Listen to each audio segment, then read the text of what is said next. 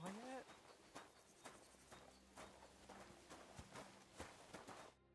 What happened to you?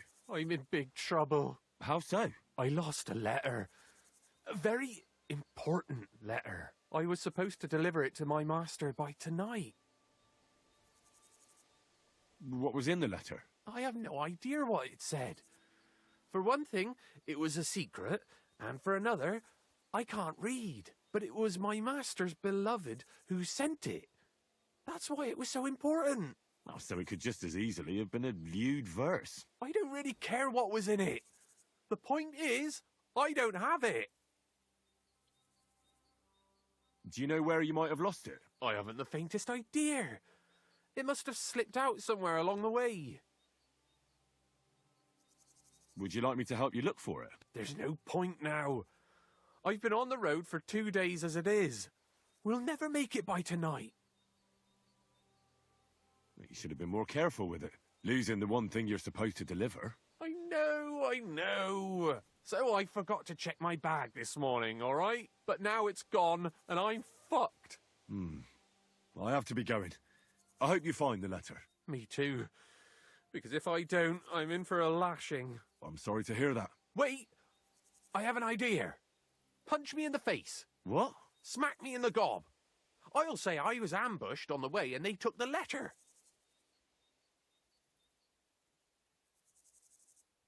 Well, if you ask me, you should man up and tell your master the truth. No way! Might as well crawl into the pillory myself in that case. And if I give you a thrashing, that's a better solution. At least I know you won't flay me to a bloody pulp. Will you? Are you sure? I'm sure. I'd rather take a couple of punches from you than a lashing from my master.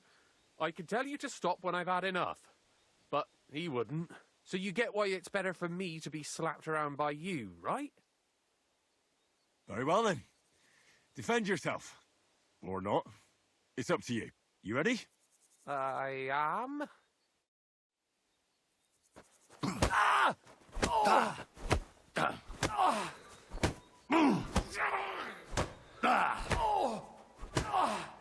Fucking hell!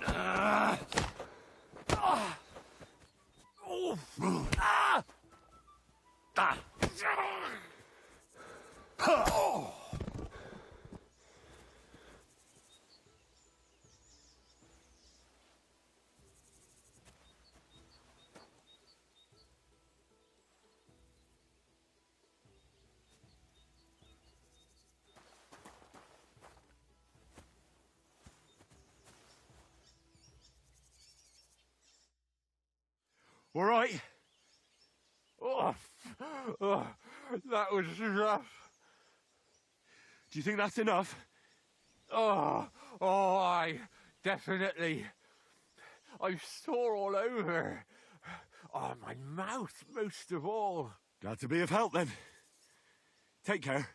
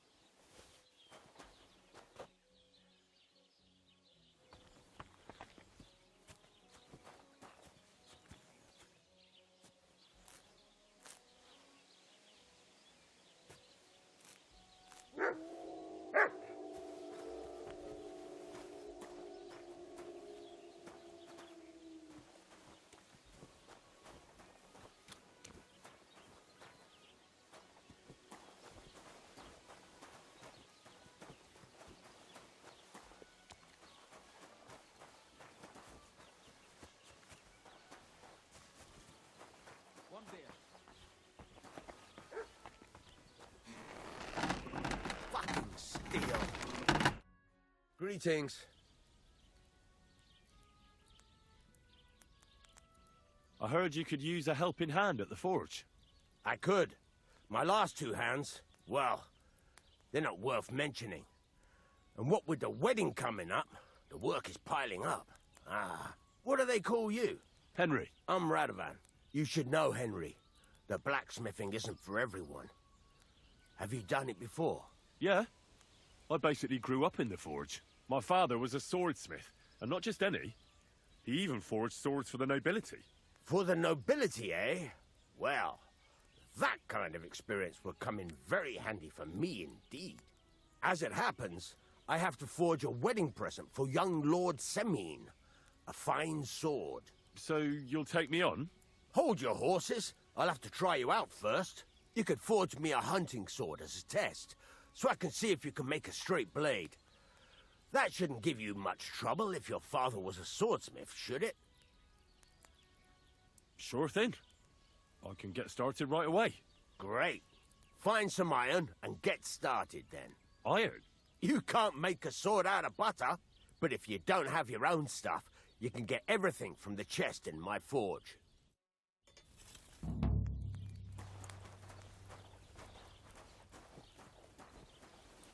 Go over to the anvil and let's get started.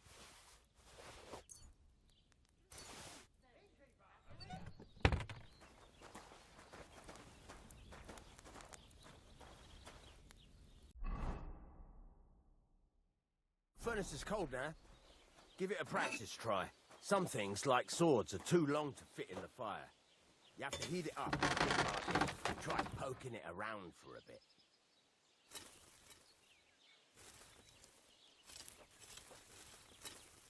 Now get the furnace nice and hot. There's a lever above you. Give it a pull. It works better.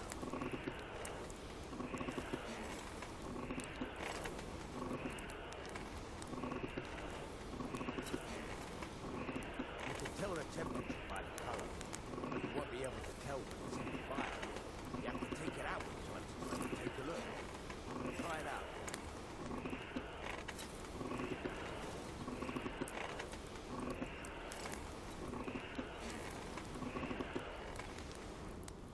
What is it, Henry? Take a closer look. See? It's the color of straw, which is what you want. And you heated the whole thing up. Nicely done. Now you can go straight to the anvil. Try moving the sword along the anvil so you can get the hang of it.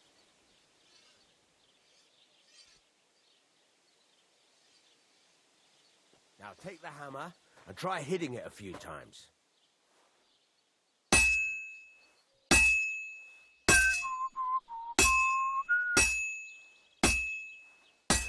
See the sparks? That's the sign of a good strike. The more sparks, the better. Also, you can hammer with different degrees of power. A stronger hit will do more, but it'll tire you out faster. Try giving it a few blows, as hard as you can, so I can see how strong you are.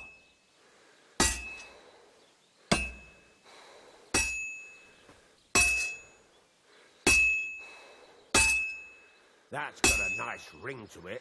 Of course, if it was all about hitting an anvil with a hammer, any dolt could do it. You've got to hammer the workpiece evenly. One hit next to the other.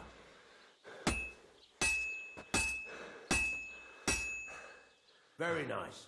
You're doing just fine. But when I say evenly, I mean it. A sword has two sides, like a lot of other things, including myself. Turn it over and continue on the other side.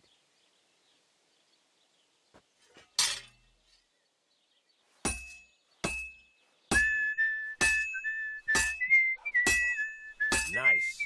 Now try forging it on both sides. The closer it is to being finished, the more it will take on the shape you want. It'll cool off soon anyway.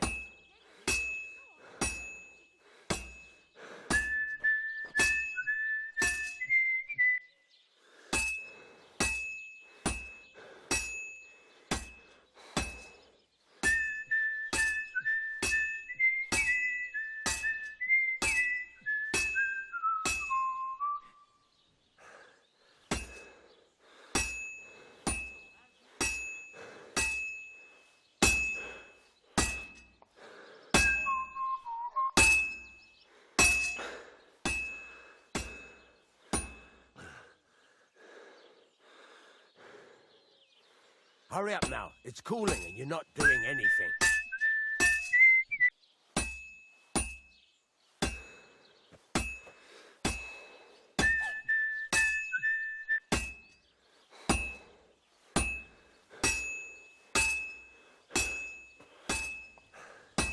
It's cooled now. You can't do it all in one go. You've got to put it back in the furnace from time to time. Sometimes you've got to go there and back all day. But it's all part of the craft. Now, get back to the forge and heat it all up like before.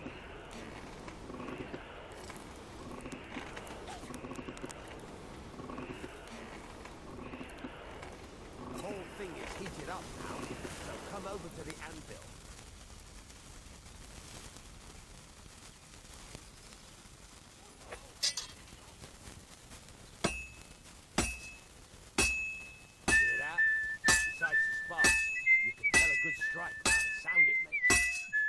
See how it's taking on the right shape? That's how you can tell it's almost finished. Now, I've got a piece of advice for you. Hammer to a rhythm. There you go. You've got it finished. All that's left is to temper it, and the sword will be done. The rest is just tweaking.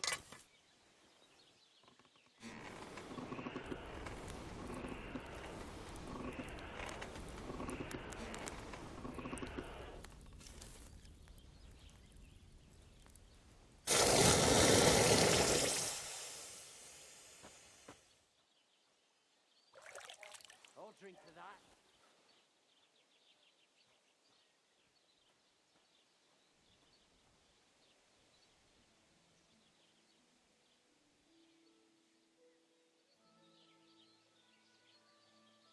Right. Let's have a look. Very nice work. Your father taught you the trade well. He'd certainly be happy to hear that. If you carry on hammering as well as you did today, you've definitely got a job here. Even so, keep in mind, it's all about making sure every strike does its job. That's why you can't let it get cold, or keep striking the same spot. If you work evenly, each strike falling right next to the last one, you can't go wrong. Got that? Or is there something else you want to ask about? What good does it do me to whistle while I work? It makes you work to a rhythm. You won't get tired so quickly, and the iron feels it. How do I know a good strike from a bad one? By the sparks that fly up, and by the ring. It rings out with a different sound when you do it right.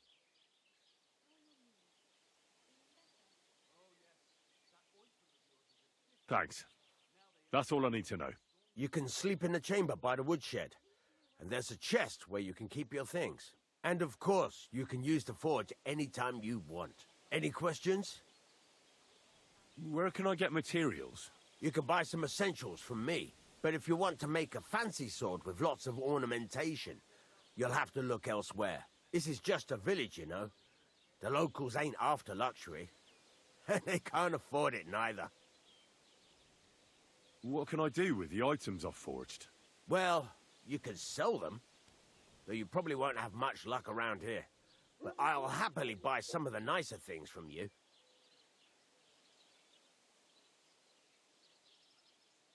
Where exactly is my bed? At the side of the house, there are 2 doors and a wheelbarrow between them. You go in by the rear door, next to the woodshed, and you can put your things in the chest there. Don't worry, nobody will steal them.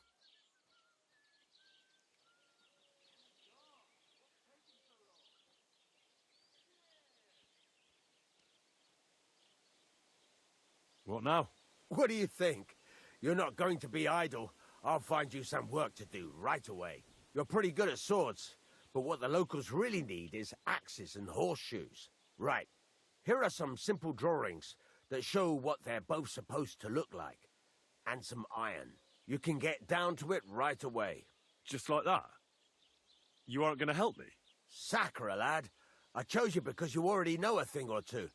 I'm not going to look over your shoulder all bloody day. You take care of these smaller jobs. Forge away as long as you're able, and then sell it all. Once you've made some coin and feel like being out in the open again, I'll give you some more interesting work.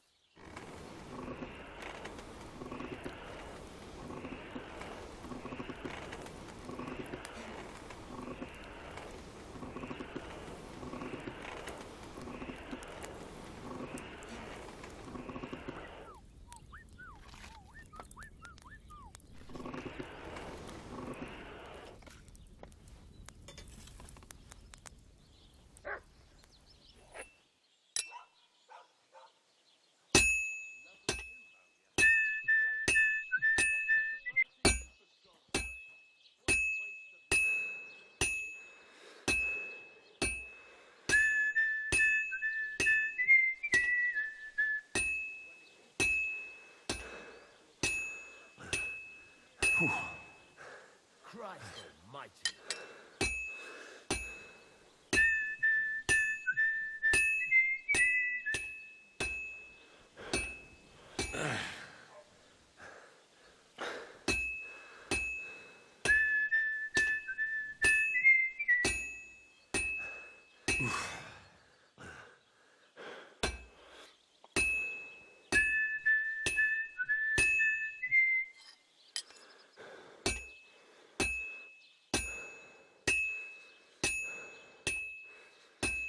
Christ, what a day.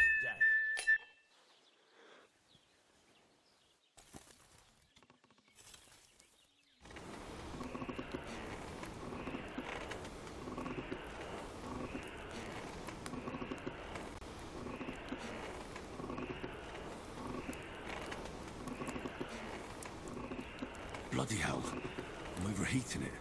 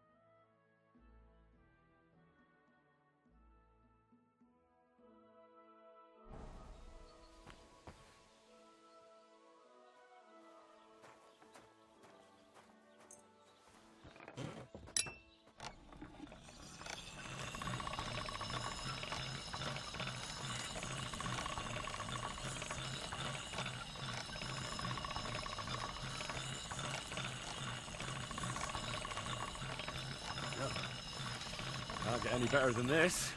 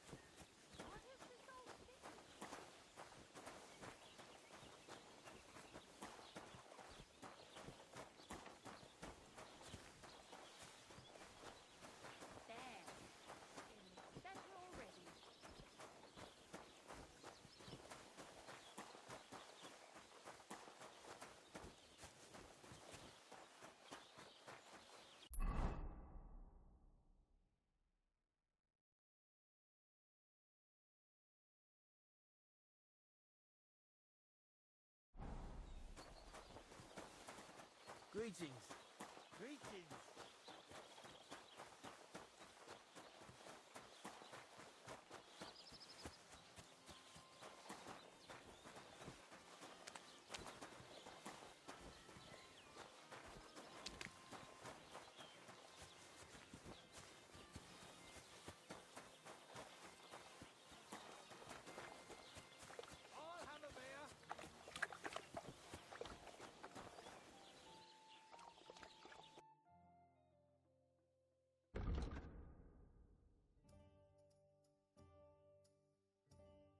Ah, well, what can you do? Farewell, then.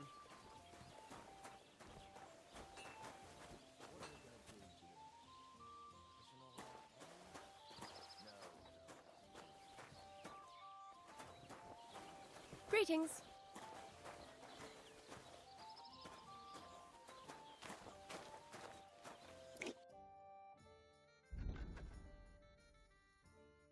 Nothing suits your fancy, eh?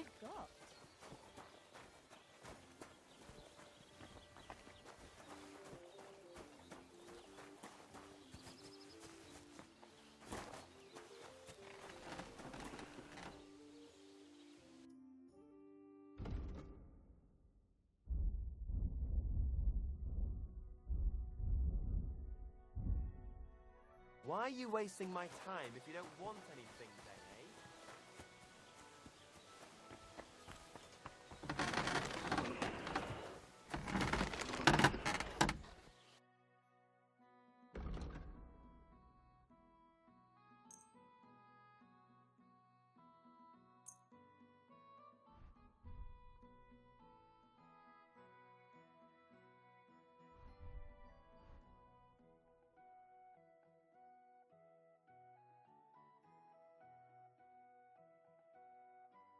A word about the price. But of course.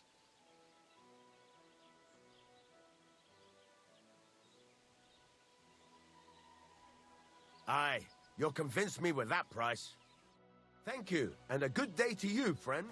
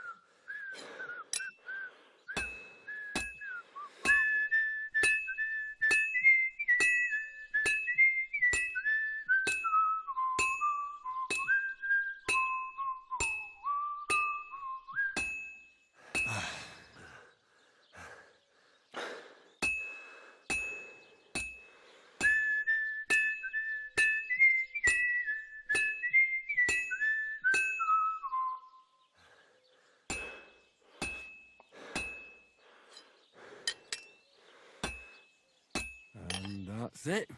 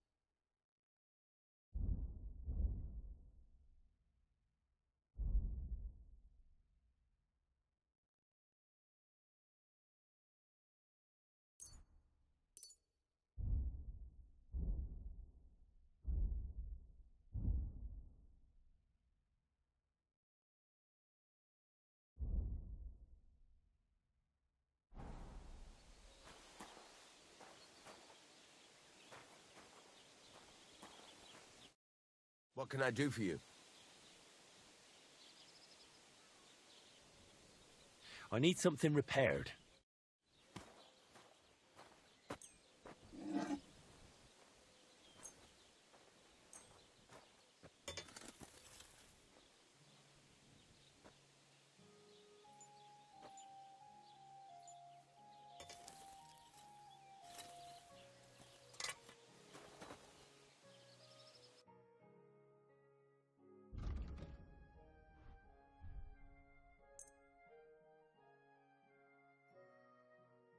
Thank you, and a good day to you, friend.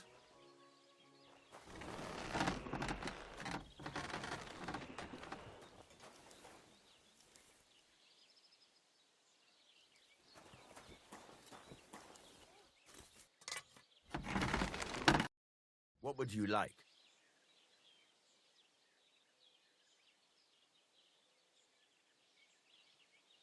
I heard you could teach me something. For a few groschen, it's no problem. What are you interested in?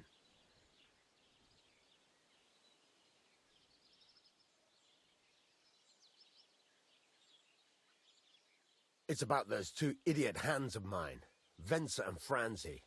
They drove off with a cart full of goods towards Semine, and they never came back. Do you want me to find them? Just so.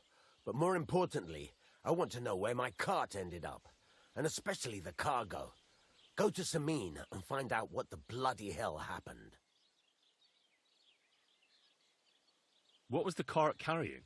Bugger and bollocks. All sorts of stuff. I'd say Lord Semine wants to rearm his garrison with new equipment.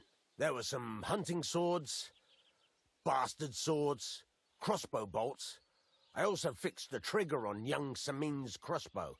And some kitchen stuff. Sacks of charcoal, all sorts of things. There's a good month's work in that cartload.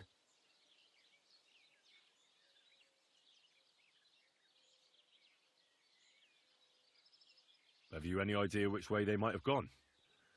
I could have a look along the way. Maybe their cart broke down or something. There's only one road to Semine that can take a cart. It leads from Takov to Troskovitz, and then to the south. But I've got a bad feeling they got up to no good in Semine. Those two hands of yours, Venser and Franzi, what can you tell me about them? Can't tell you much. They're wandering laborers. I don't think they wanted to stay here with me for long, but these days I can use all the help I can get. Were they suspicious in any way? No, they worked hard. They ain't no slackers. And I can't say that about everyone. All right, I'll get right on it then. Go ahead. And if you find that pair of fools drunk, kick their asses for me. Gladly. I'll kick some sobriety into them.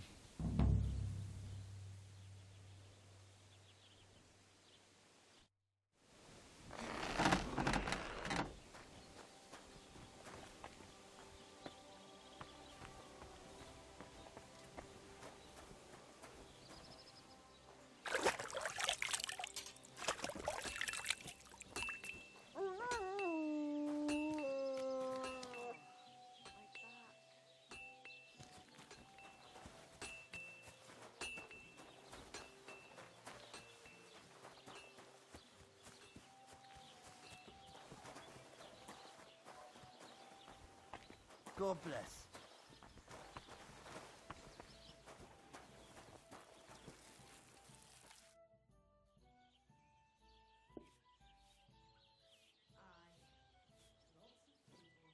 You're having problems with the Jeliovites? Not just me, my friend.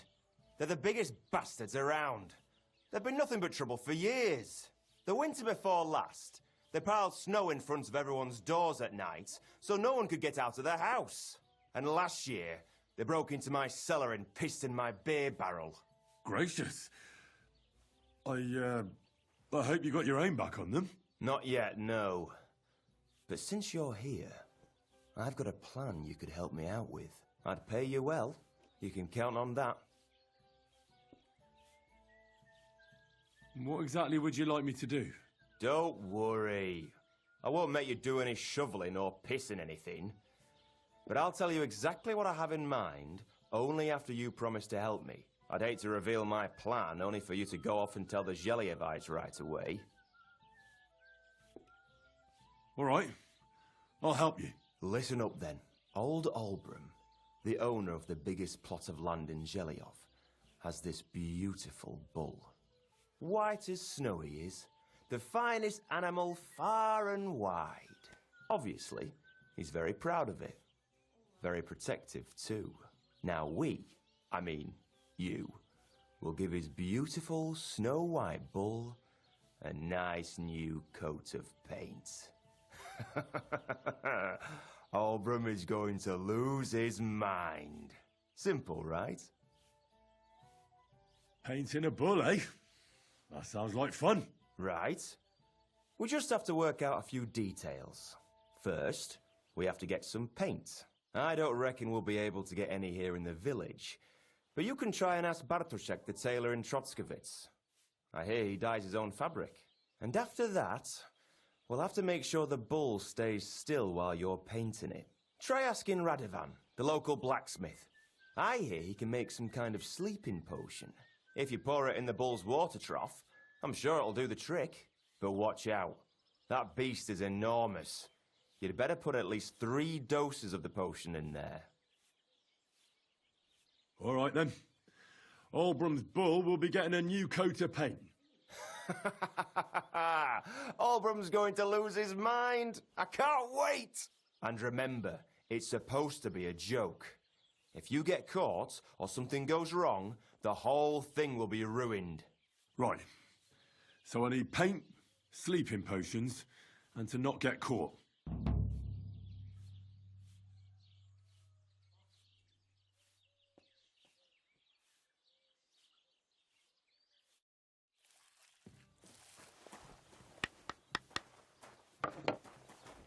Are you gonna bake bread today?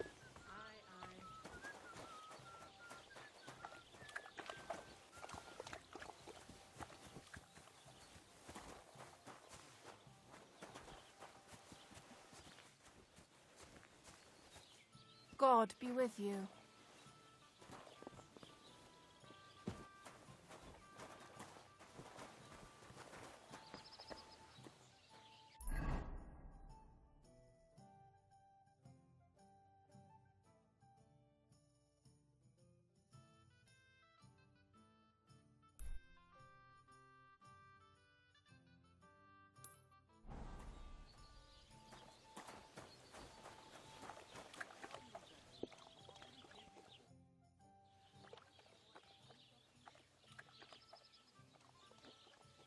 Why do you and the Zhelyov lot hate each other so much, anyway?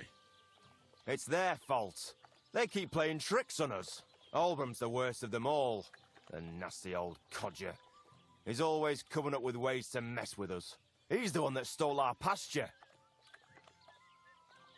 What pasture did they steal from you? The one that stretches from the orchard behind the Takov down to the gamekeeper's lodge. It's been ours since time immemorial. But the Zhelyevites took it from us. And how did they take it from you? You can't exactly stuff a pasture in your purse and walk away with it. Save the jokes, will you? This is fucking serious. There's a tree down by the gamekeeper's lodge that marks the edge of our land. My father, God rest his soul, was there when they agreed on it. He got a proper ass kicking so he'd remember it. And remember it, he did. But then fucking Olbram came along, claiming it was the other way around. And that pasture belonged to Zhelyov.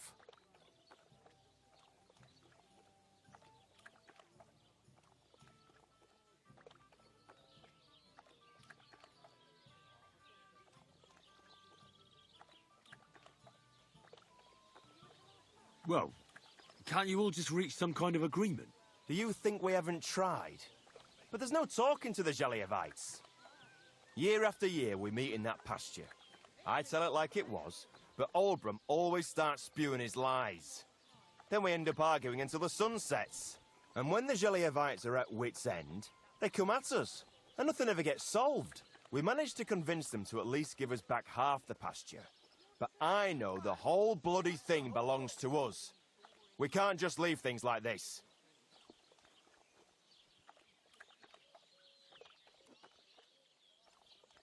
What's new around here?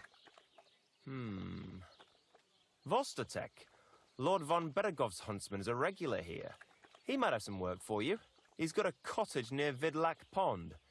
So if you know your way around the woods, you could go and offer him your help. I hope he hasn't started drinking somewhere else. He's my best customer. You could also stop by and see Old Mouth. He's the local storyteller. He could tell you all sorts of interesting things, but only if you bring him some liquor. Don't forget, I have some here to sell, if you want. And that's all I'd say. Sounds interesting. Thank you, innkeeper.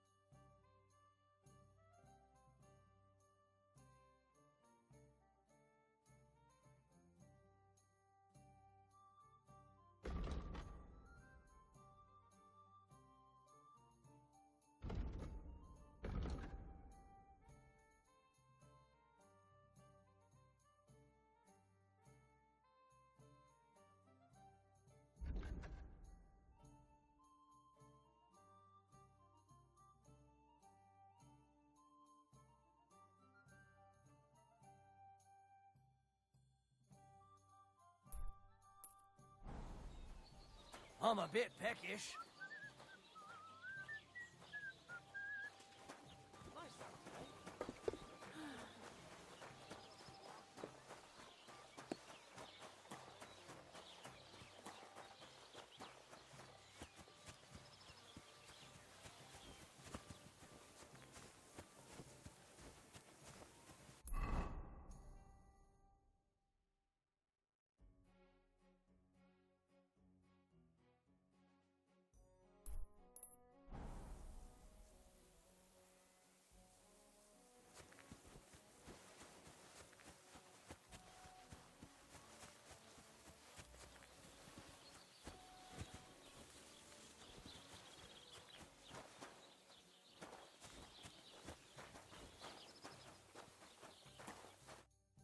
Welcome. What can I do for you? People call you the Mouth, right? They say you tell all sorts of stories. I'm no mouth to you. My name is Zdeněk. Got that? What do people call you then? Bughead? Arseface? I'm sorry, Zdeněk. I'm Henry. Pleased to meet you. But you were right about the stories. I could tell you stories so sad they'd make the devil cry. Or would you prefer something so scary it'll make the hairs on your ass turn white? But it's a lot of hard work for me. Now, if you had something to drink or a couple of groschen, that might help loosen my tongue.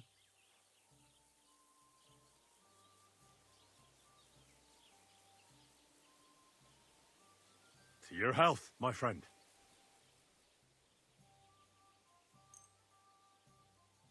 Thank you very much. I knew you wouldn't leave me high and dry.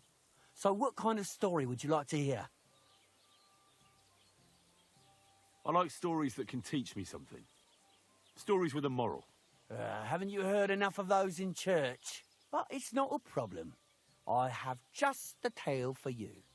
And it's not one you'll hear from any priest. So, once upon a time, there lived in these very lands 2 brothers. The older was called Kuba, the younger, Matthias. They were both woodcutters, like their father and his father before him. One day, at the height of summer, they were working in the woods. The air was as hot as a furnace, so Matthias went to a nearby pond to cool himself. But as he was leaning over the cold water, there was a loud splash.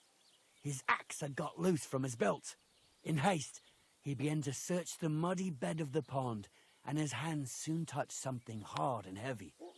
He pulled it out and could not believe his eyes. He pulled out an axe. Yes, but not his old one. It was an axe made of pure silver. Good God. I'd grab that without a second thought. Maybe you would, but Matthias would never. He was an honest man, and with a big swing he threw the silver axe back. He searched the pond again, and this time he pulled out his own axe. Nothing but dull iron and old wood. I reckon that was the right choice. Who knows who the silver axe belonged to? Well, quite. Listen on. Matthias was just about to leave when suddenly a water goblin came out of the pond, silver axe in his hands, and he said, "You're a righteous man, Matthias, and for your honesty, you may keep both axes." Matthias, not hanging around for the goblin to change his mind, took up both axes, gave us thanks, and ran to tell Kuba all about it. Kuba, however, was not best pleased with his little brother's fortune. He deeply envied Matthias for his newfound wealth, so he set out to try the same thing. He ran as fast as his legs could carry him straight to the pond, threw his own axe in, and began a pretend search for it. Yet Kuba had no luck. He pulled out the axe he'd thrown in himself, so he tried again. Tricked by sunlight, he grabbed something shiny, only to pull out his old iron axe again. Enraged, he hurled his axe back into the water and yelled, "Fuck this axe! I want a silver one!" But the water goblin heard his shameful cry and was greatly upset by Kuba's greed. So, when Kuba reached down into the water for a third time, the water goblin seized his hand, pulled him down whole to the dark depths, and drowned him. Oh, that's so cruel. I feel sorry for Kuba. Aye, and so did Matthias. He went to the water goblin and begged for his brother's body so he could take him home and bury him. But the path back from the pond led over a steep hill, and carrying the weight of the waterlogged body exhausted Matthias. He stopped to rest by an old oak tree, and he used a silver axe to cut off a branch that would serve as a walking stick. But it wasn't enough. Somehow, it was still getting harder to continue up the hill. Then Matthias realized it wasn't his brother's body that was weighing him down. It was the silver axe. The axe was the cause of all this trouble. So he started bashing the silver axe against the big stone with all his might, trying to destroy it. Yet no matter what, he couldn't even make a dent. With the last of his strength, Matthias climbed to the top of the hill. He knew he could go no further, so he found a pretty spot with a view over the valley and dug his brother a grave. There, he buried both his brother and the silver axe that had brought such pain upon them. His final act was to stick the oak branch in the ground by the grave. But lo and behold, the branch grew green leaves and became a tree. The locals have had no dealings with the water goblin since then, but some have had the bad luck to bump into him. And when you walk by the pier, where it all happened, you can still hear his chuckling. That was a very nice story. Story? What story? It's the truth. Why hasn't anyone gone looking for the axe, then? Because it brings misfortune.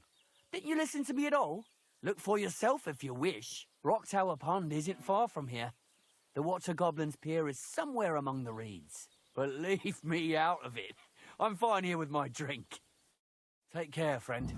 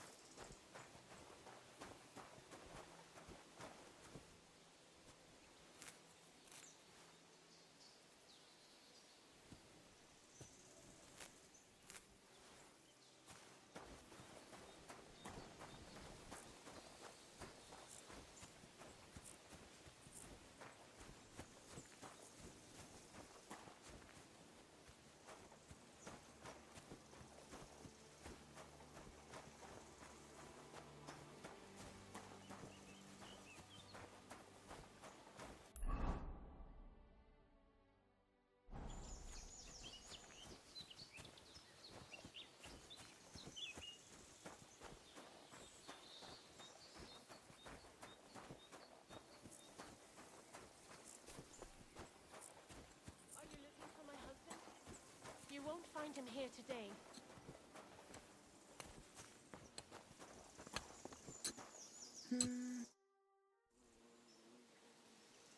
What happened? You look worried. My husband Vostatek left to go hunting and hasn't come back. I'm worried that something happened to him. He's von Burgo's lead huntsman, and the forest is full of poachers these days. Maybe he just got caught up somewhere. Not a chance. We're invited to young Lord Semin's wedding. He wouldn't dare miss that by wandering around the woods for so long. What would Lord Semin think if we didn't show up? It would be a disgrace. He sometimes loses track of time out in the woods, but I've got a really bad feeling about it this time. One time, Vostatek didn't come home for 4 days after his horse broke its leg in the woods. I had a feeling right away that something bad had happened. And I have that same feeling now. Do you reckon you could help me? Do you know where he might be? Where's his hunting ground? In all the forests here around Vidlak Pond. He didn't tell me exactly where he was going, but maybe Vitek knows. Vitek? Our son. So your husband got lost when he was out hunting, and you want me to go and find him? I'd go myself, but Vostatek doesn't want me going to the woods on my own. He says it's dangerous. But you look like a fearless lad, and I'll be sure to reward you for your efforts. All right. I'll bring Vostatek back to you. Thank you. I wouldn't send you if I didn't think it was necessary, but I have a really bad feeling about this. Before you leave, please make sure to talk to Vitek. Maybe he'd know where his father was headed. All right.